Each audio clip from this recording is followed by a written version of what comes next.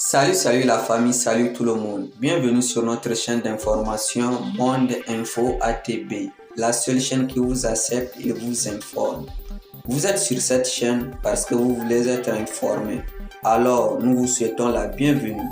Avant de commencer, n'oubliez pas de vous abonner à la chaîne et d'activer la cloche de notification pour ne pas manquer nos prochaines vidéos. C'est parti.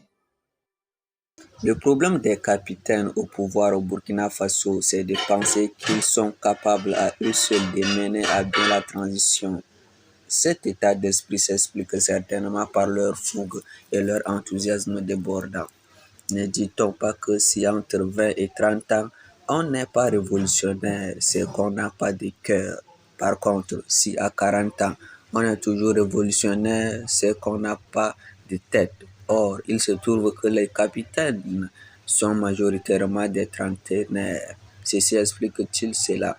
Rien n'est moins sûr. Toujours est-il que 9 mois après leur accession au pouvoir, la dégradation continue de la situation sécuritaire est palpable. Les raisons qui expliquent cette situation sont nombreuses. Toutefois, la déchirure au sein de la Grande Muette est certainement un des éléments qui expliquent l'incapacité des non-voyants FDS à triompher du terrorisme. La division et la politisation de l'armée se sont accrues avec l'arrivée des capitaines au pouvoir et pour cause, les officiers supérieurs sont beaucoup plus nombreux en 2023 qu'en 1983, date à laquelle les capitaines révolutionnaires amenés par Thomas Sankara et Blaise Compaoré notamment sont arrivés à la tête de la Haute-Volta, devenue Burkina Faso sous leur impulsion en 1984.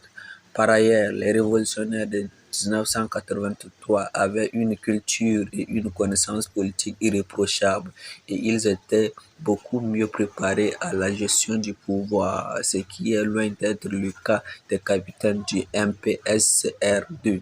Bref, les capitaines censés être sur le terrain au contact des troupes, de par leur niveau de formation, de par leur grade et du fait de leur âge, se retrouvent à occuper des postes stratégiques dans la hiérarchie militaire et dans l'administration exécutant. Ils deviennent des décideurs sans avoir, eux, au préalable la formation nécessaire pour être en mesure de concevoir et élaborer des stratégies complexes en tenant compte des enjeux géopolitiques, économiques et sociologiques. Par ailleurs, et vous l'aurez deviné, il est difficile pour des officiers supérieurs d'accepter que des officiers de rang inférieur leur donnent des ordres. Qui connaît la mentalité et le mode de fonctionnement des FDS sait que cette situation est un frein, un goulot d'étranglement dans la bonne marche de l'armée burkinabé.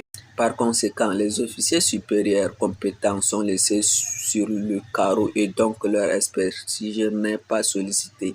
Ils se tournent les pouces dans un contexte où notre pays est en guerre. Puis, l'existence même du Burkina en tant qu'État est menacée. De fait, plus de 40% de notre territoire échappe au contrôle de l'État.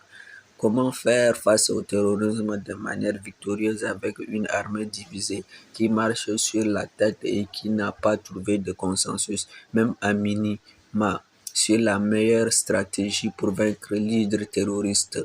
Ceux qui veulent calquer l'exemple du Mali sur le Burkina se prennent énormément. Le Mali n'est pas le Burkina et le Burkina n'est pas le Mali. Les réalités et le contexte y sont profondément différents. Le Mali est dirigé par des colonels, donc les officiers supérieurs. Ces derniers, notamment les 5 colonels, ont réussi à unir l'armée autour de leur vision et de leur stratégie. Dans le domaine civil, le Mali a réussi à faire un casting qui force leur respect, avec notamment un premier ministre et un ministre des Affaires étrangères compétents, charismatiques et excellents orateurs, ce qui est malheureusement loin d'être le cas du Burkina des capitaines. Comment un tel contexte espérer restaurer la sécurité et ramener la cohésion au pays des hommes intègres qui regorgent pourtant de toutes les compétences nécessaires pour faire face à cette crise multidimensionnelle aussi bien dans l'armée que dans l'administration. Bien, mesdames et messieurs, merci d'avoir suivi ces commentaires. Portez-vous bien.